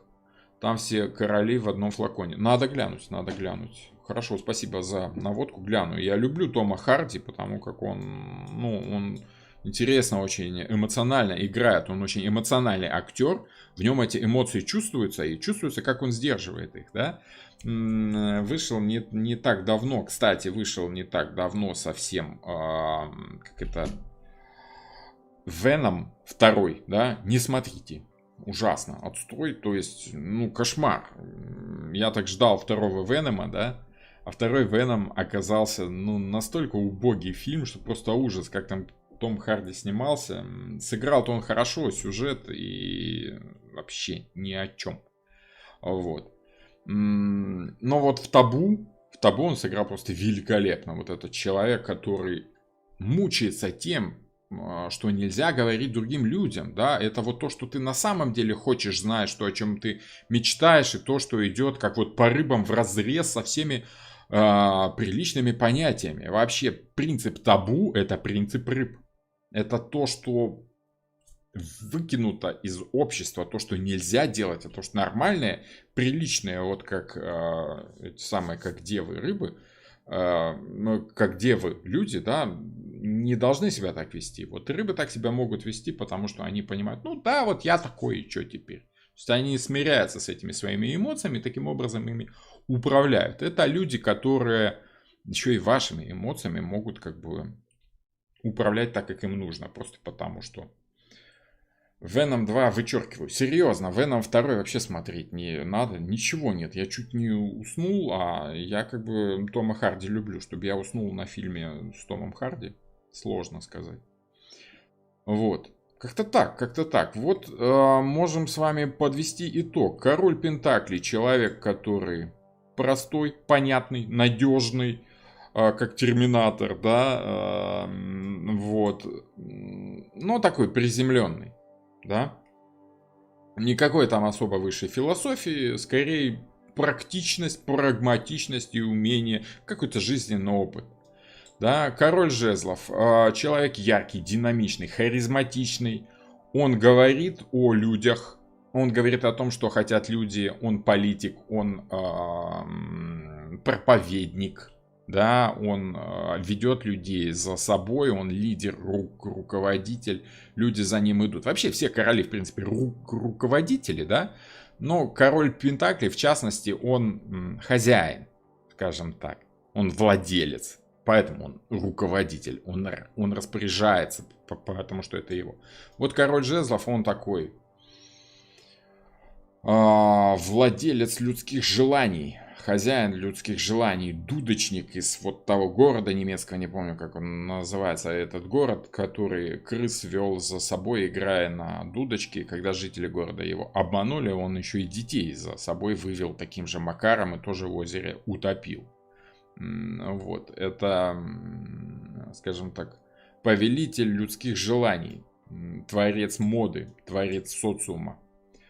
Король мечей тут просто силовик, да? Он просто делает то, что нужно. Он просто ставит вас перед фактом. Это ученый, это, скажем так, человек, который знает то, чего не знаете вы, и за счет этого обладает как бы властью над вами. Почему? Потому что знание — это сила. И если человек что-то о вас знает, он как бы знает, что и как с вами можно сделать. Он знает ваши слабые места. Да, если у него есть на вас компромат, скажем так, либо какие-то личные данные. Чего сейчас все носятся с этими личными данными? Того, что благодаря этим личным данным можно управлять вами, да, можно там вам в соцсетях показывать то, что нужно показывать людям вашего типа, и люди вашего типа будут себя как бы послушно вести так, как нужно. Не то, чтобы я там сторонник какой-то теории заговора и прочего. Прочего нет. Просто, информация — это в любом случае средство управления. Вот, нравится вам это или нет. Ну и король кубков — это человек, который управляет вашими мечтами, вашими эмоциями, той ситуации, в которой бы вам захотелось оказаться. Это человек, который управляет вашими эмоциями, потому что знает, на чем вы мечтаете. Да, это мужчина, который угадывает ваши, не то чтобы, желания скорее угадывает, он предугадывает. Это мужчина, с которым можно говорить намеками, и он будет вас понимать практически молча, потому что он эмпат, он чувствует вас. Вот, если он за вас, тогда это ваш тот самый суженый ряженый, да, тот самый любящий муж, который без всяких слов понимает, чего вы там хотите, о чем вы мечтаете, владетель ваших мечт. Вот, в перевернутом положении сердцеед, конечно, да, то есть такой, я бы не сказал Альфонс. Альфонсы идут у нас по младшим придворным картам, по пажам, по рыцарям. А вот тут скорее человек, в которого, если перевернутый король кубков, это человек, в которого вы влюблены, он это знает и пользуется этим. Ну вот, скажем так. Причем, скажем так, не так, как вам хотелось бы. Вот это перевернутый король кубков. Это человек, который контролирует свои эмоции, и как вы не вьетесь вокруг него, ничего сделать так и не можете. Вот.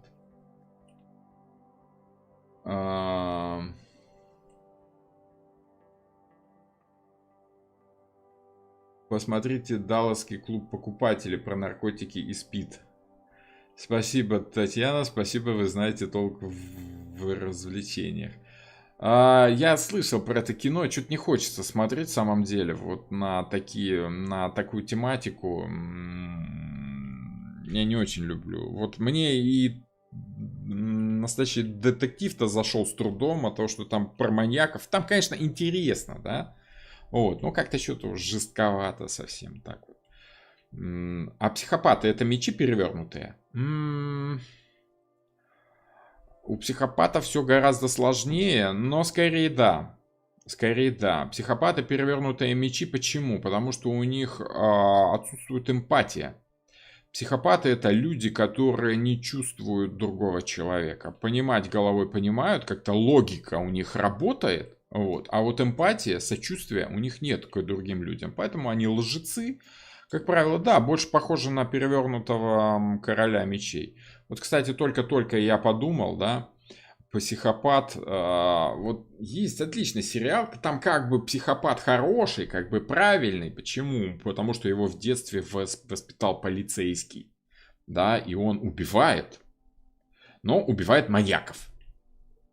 И так как ему хочется убивать людей, то он убивает вредных людей, нехороших. Он выискивает маньяков и их там режет, и от этого кайф ловит, и таким образом как бы ну, становится полезным обществу. Такой, конечно, замут ого-го, серьезный, да, я бы фиг такое придумал. Называется фамилия. Фамилия человека, забыл, как называется. Вот 100% сейчас кто-то скажет в эти самые... Декстер. Декстер. Вот. Декстер. Кстати, кто не в курсе, скоро выходит новый сезон Декстера. Да, вот если вы смотрели Декстера, вот если вы не в курсе, снимают следующий сезон. Да, там прошло 10 лет. 10 лет прошло, и там, и в сериале тоже 10 лет прошло. Вот если вы помните, в последней серии Декстера он уехал где-то на Аляску, по-моему. Такая символика, что Декстер-то жил где? Декстер жил в Майами, самое теплое место в Америке, да, там самый теплый океан, влажно, тепло, хорошо, приятно. Вот, а уехал после всего в Аляску, холодная, да, там заниматься там лес валить, что-то такое, да. Ужасно, вот прям в ад, отправился в ад, можно сказать так, ну, наяву. Ну вот, и вот выходит очередной сезон Декстера. Обязательно буду смотреть от того, что, ну, сериальчик такой прикольный, интересный. Может, скажете, кто Том Хэнкс? Ох, Том Хэнкс, да, отличный актер. Я хотел его сюда поставить в кого-то из королей, от того, что он, несомненно, король тоже. Он очень сильный актер, но я не могу четко вычленить, выделить. Он очень, ну не то чтобы он разноплановый, он скорее по кубкам идет, мне так кажется, потому как он очень круто, здорово показывает эмоции. Очень круто, здорово показывает. Он такой человек веры, веры в себя, веры в свои собственные возможности. Он даже круче, чем король, скажем так. Поэтому в нем несколько стихий вместе сошлось, вот в его образах. Да? Он как актер, сложно сказать, ближе к кубкам, наверное. Вот, очень люблю. Если выходит фильм с Томом Хэнксом, я смотрю обязательно, просто потому, что я знаю, что это будет хороший фильм. Вот. Кубковый перевернутый абьюз. Абьюз, ну, смотрите, абьюз это насилие, в принципе, да, обида, если так смотреть. Эмоционально, если да, то кубковый. Если прям сила-сила, то мечом, как бы, приложение физической силы, это мечи могут быть, просто человек, ну, насильник, скажем так, в прямом смысле слова, насилие, да. Поэтому перевернутый король мечей это может быть насильник, обидчик, абьюзер, да, пожалуйста. По кубкам это скорее вот такой эмоциональный вампир, да, вот он как бы человек, который умеет вроде бы, если без интонации читать его текст, да, то как бы такое себе, да, ничего. А вот включаешь эмоции и понимаешь, что человек издевается над тобой, да. А что ты сказал? Нет, я не сказал ничего, конечно. С чего ты взяла, что я что-то сказал? Ты все правильно делаешь, конечно. С человеком, который тонко работает эмоциями, вот он абьюзер такой, эмоциональный, да. Ну вот, скажем так. Я думал, что психопаты это короли кубков перевернуты. Они не могут контролировать свои эмоции. Нет, нет, нет, смотрите. Кубки... тот, кто не может контролировать свои эмоции, вы путаете с контролировать свои желания. Психопаты, они хотят делать то, что им приятно, то, что им хочется делать, да. И при всем этом они как бы должны контролировать свои эти желания, чтобы этот дьявол огненный из них наружу не вылез, да. Вот, чтобы насилие по мечам не произошло и не принесло им физического удовлетворения, да. И вот короли кубков это короли эмпатии, понимаете? А у психопатов отсутствует эмпатия напрочь, у них одна стихия обрезана. Они не чувствуют других людей. Они чувствуют только свои эмоции, поэтому и управлять эмоциями других людей не могут. Они могут их только мучить, принося боль, насилие, страхи. И вот поэтому это люди, которые понимают, как нужно вести себя в обществе, но не понимают, почему так нужно себя вести. Они не имеют сочувствия. Понимаете? Вот. Они бесчувственные люди по отношению к другим людям. Себя они, конечно, любят. Вот. Себя-то они чувствуют физически. Вот это очень похоже на то, что это люди, у которых эмоциональное заменяется физическим, заполняется, что ли. Если не может заполниться физическим, то заполняется воздушным, какой-то логикой. Они как-то объясняют логично поведение других людей. А что ты обиделся? А, понятно. Да. Ну вот что-то такое. Вот если им объяснить словами, что мне было обидно, потому что так-то, так-то, они могут сказать: ну так ты сразу бы сказал, что тебе обидно. То я ж не вижу, обидно тебе или нет. Да? Вот. Пан Роман, можно список сериалов, фильмов, которые стоит посмотреть? Заранее благодарю. Нету, списка нет у меня. Я вообще списки не очень люблю.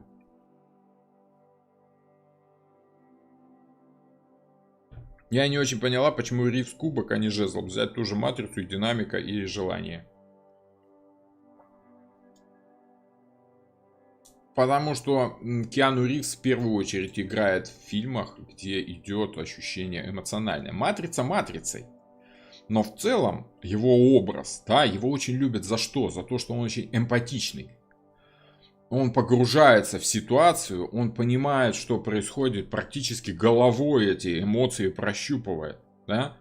Все его фильмы по поводу там вот эти самураи, да, все его фильмы про Джона Уика, все его фильмы последующие, да, они все чувствуются, что он испытывает какую-то эмоцию и грамотно эту эмоцию сдерживает, направляет в нужное. То есть он такой, ну в самом деле, ощущение такое, что его очень сложно обидеть, потому что он просто контролирует свои эмоции. Он всегда спокойный, он печальный чуть-чуть, он такой как бы грустный король кубков, который привык жить с тем, что есть, и как бы самый шикарный момент, да, вот там есть два шикарных момента, за что я его очень люблю, на представление игры Киберпанк, по-моему, 2077 или как, да, но он выходит на сцену, и вот начинает представлять, собственно, то, что там на экране, ну, зачем он вышел, да, чтобы сказать там какую-то речь. Ему кто-то из зала кричит, что Киану, ты великолепен. Он так сразу, вот было видно эта эмоция, он эту эмоцию как бы поймал, назад в себя впихнул, да, и так, нет, это вы великолепный. И народ весь такой: ой, Киану в своем стиле. То есть он весь такой очень добрый, он эмоциональный, и он дарит эти эмоции людям так, как нужно. Правильно, он не показывает негативных эмоций, он показывает положительные эмоции. Вот, он как бы управляет этими эмоциями в себе. В любой роли это есть. И вот он прям такой эмоциональный актер. На второй момент, когда у него на каком-то телешоу спросили: Киану, скажите, пожалуйста, как вы думаете, что будет после смерти? Да? Ну, понятно, мы там сразу себе представляем, как мы там где-то летим в какой-то трубе на свет, да? А он сказал, что там чуть ли не дословная фраза, что я думаю, что после нашей смерти те, кто нас любят, будут очень по нам скучать. И весь зал тоже снова. То есть, ну, в самом деле, очень круто. Человек думает не о себе, человек чувствует ваши эмоции, он думает о том, что вы будете чувствовать. Он прям понимает, что вы будете чувствовать. Ну вот, поэтому Киану Ривз это прям вот король кубков однозначный. Однозначный. Кто Гитлер и Сталин? Ну, как по мне, ну, нормально, да, спросили у этнического поляка, да, кто лучше, Гитлер или Сталин. Полякам вообще, что Гитлер, что Сталин. Вот, поэтому давайте про политику не будем. И там они тираны, конечно. Вот, просто Гитлер у себя, Сталин у себя. Как по мне, больше это король мечей, конечно. Вот, это силовики. Просто Гитлер, он ближе к идеологии, а идеология это жезлы. Вот он так убедительно говорил, да, он воодушевлял людей, он зажигал в людях желание там идти за этим Третьим Рейхом. Вот. А Сталин, он такой, Он просто расстрелять и все. Зачем там какие-то эмоции, зачем там убеждать людей, да? Он просто вот действовал как это НКВД, силовики, да, скажем так. Вот вам, пожалуйста, вот эти два человека. И там перевернуты, как по мне. Я хочу подтвердить или опровергнуть. Любители выпить. Короли кубков. Да, все любят выпить. Портос любил выпить, да. Это по пентаклям. Король кубков. Ну и опять же, кто у нас любит выпить? Пара-пара-пам. Пум. Пожалуйста. Депардье, да. Тор тоже любит пиво, да, простой, любит вкусно, любит приятно. Вот. Если брать зависимость, то зависимость у нас идет по Нептуну, и это ближе к кубкам. Вот, скажем так. Короли-силовики, они скорее нет. Они вполне в состоянии справиться со своими слабостями. У них слабостей нет почти. Это пугает. Они слишком расчетливы. Вот. Их алкоголь, может, особо и не берет. Вот. А король жезлов — это человек, которому интересно общение, чем нежели, скажем так, физическое ощущение. Я, допустим, вот в плане застолий, да, каких-то с алкоголем, я люблю выпить в компании с людьми, чтобы, знаете, это вот налили, закусочку, тост, тра-та-та-та-та, беседа, это вот общение дружеское такое, да, социальное. Вот там, ну, я не люблю быть пьяным. Потому что это помутнение, это вот уход уже в кубки, это фантазии, это, ну и затянуть может, это мне вот не очень, поэтому вот. Но алкоголики — это перевернуты, ну я бы не сказал, что короли. Короли, они владеют ситуацией, понимаете?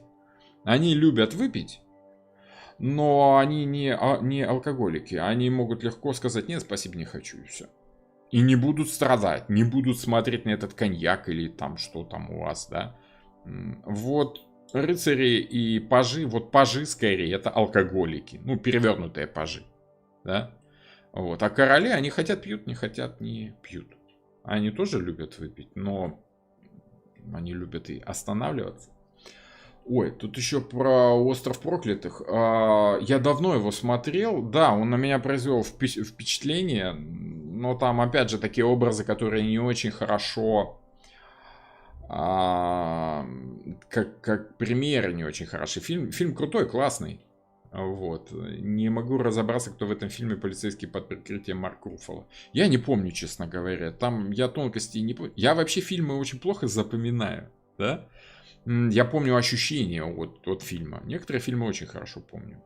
А вот сюжетную линию там временами...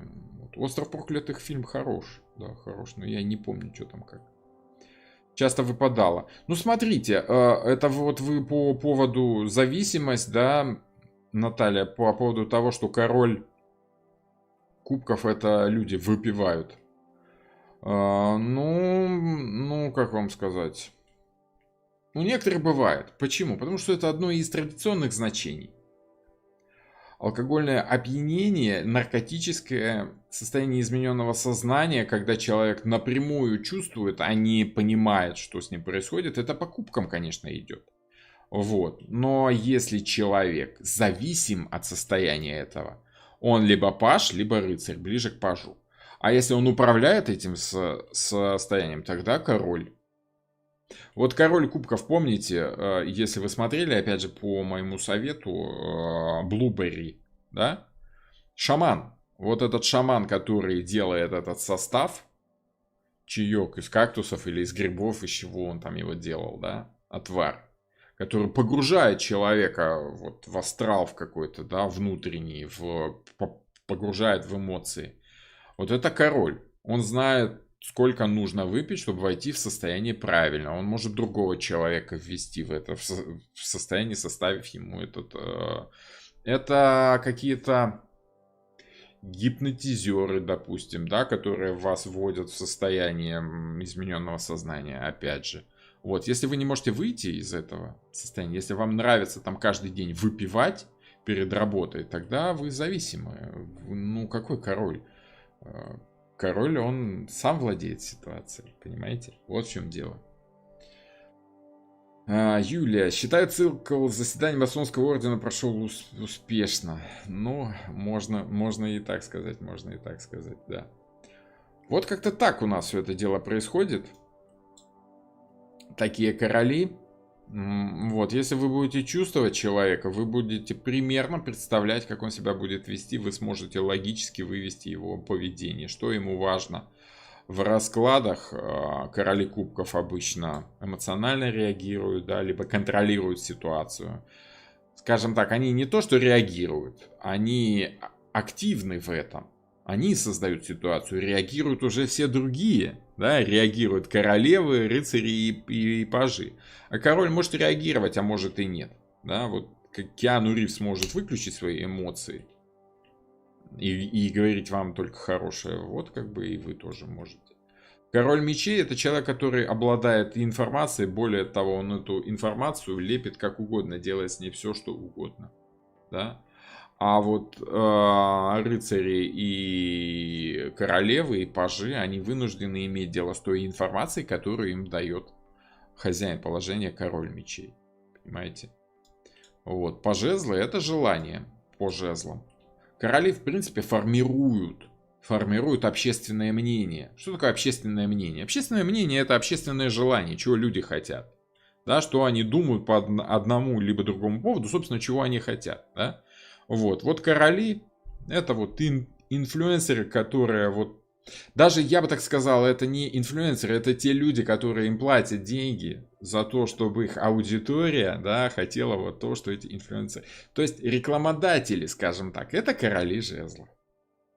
Инфлюенсеры — это королевы. Вот так, наверное, будет правильнее. Вот. Ну и пентакли — это владельцы. Владельцы материального нашего мира, да, это люди, которые отлично чувствуют свое тело, это люди, которые понимают, как нужно на диете сидеть, это люди, которые понимают, как можно деньги заработать, как из нуля сделать деньги, да, своим собственным трудом, либо трудом других людей, скажем так. Если у них что-то нет, они могут это купить.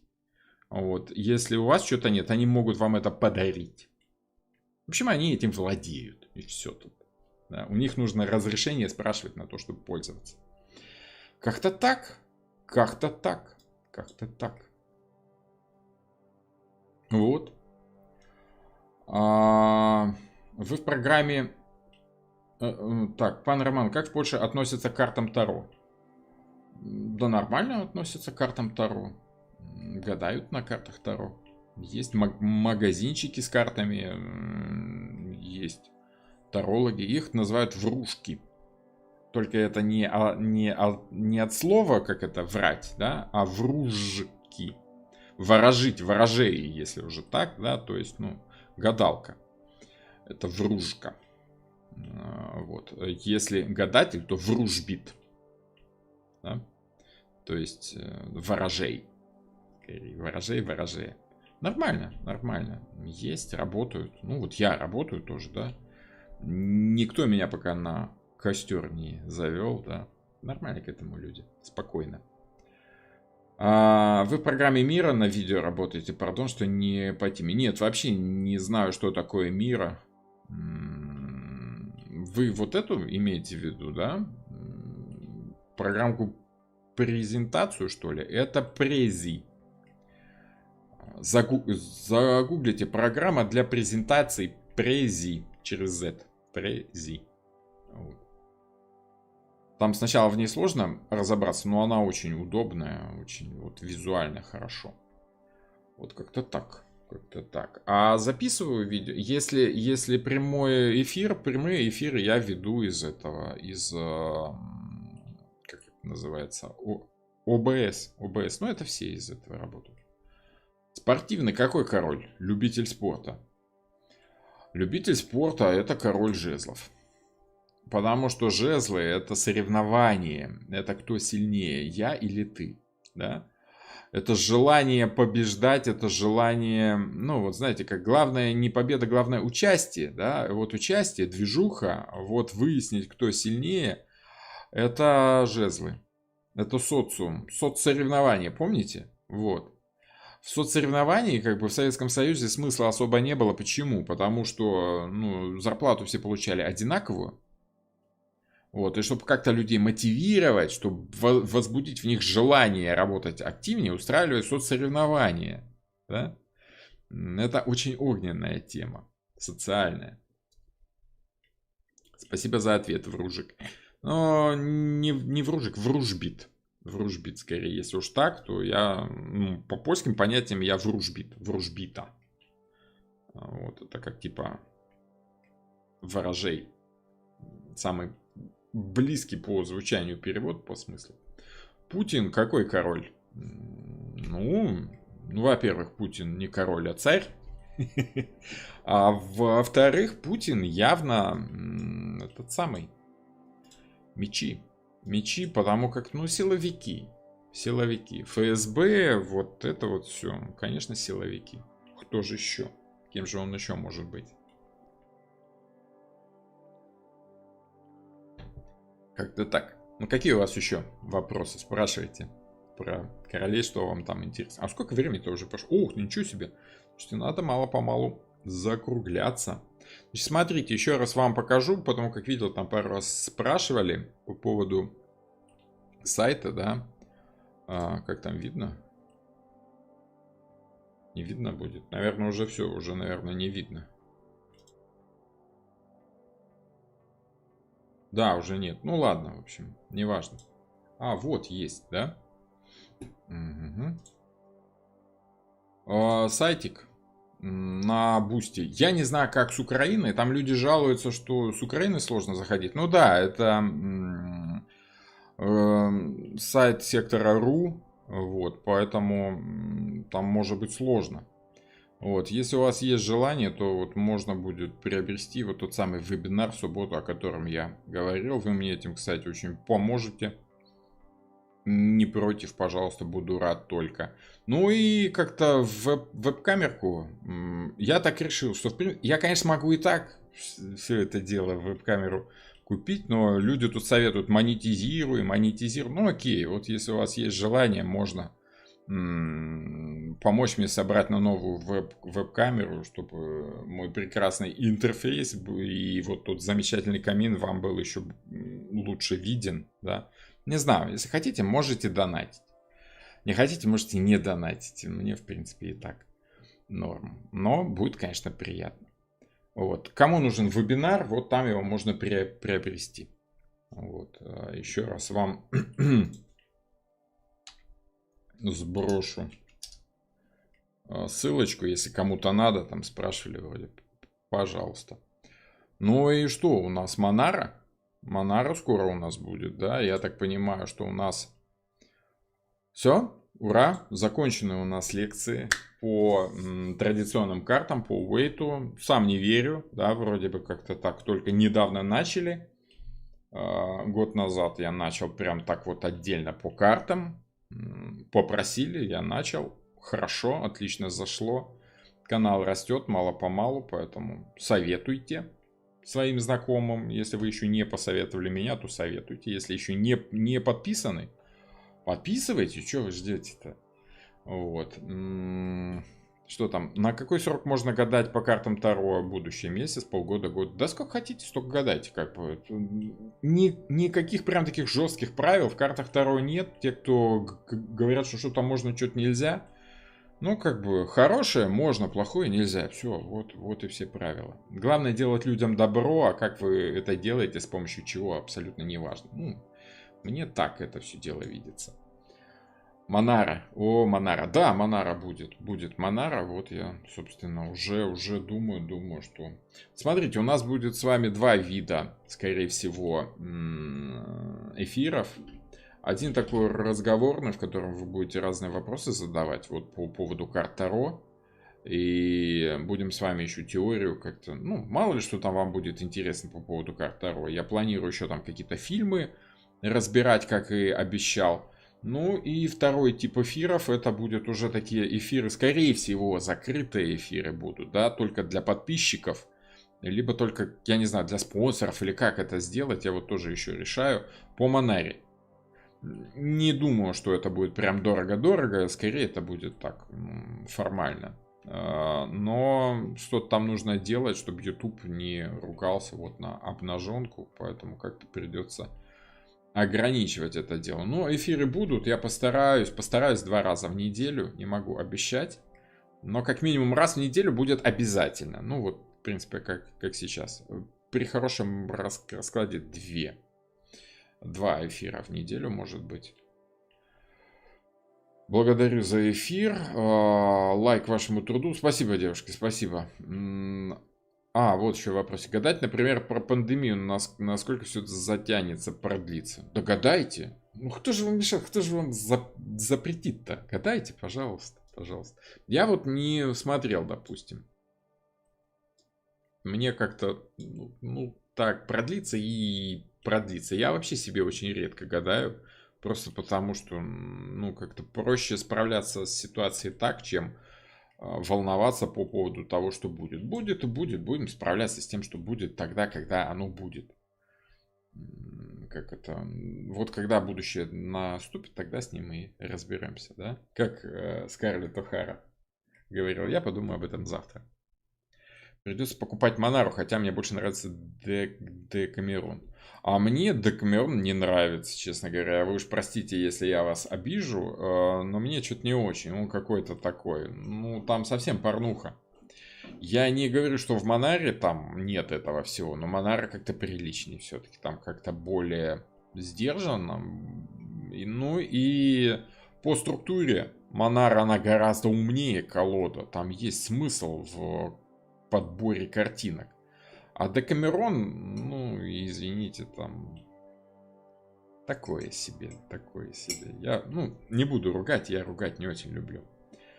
На Ютубе не приходит оповещение ваших программ, а вы прожмите колокольчик еще раз и выберите все виды оповещений, это раз. А во-вторых, этот самый, как его?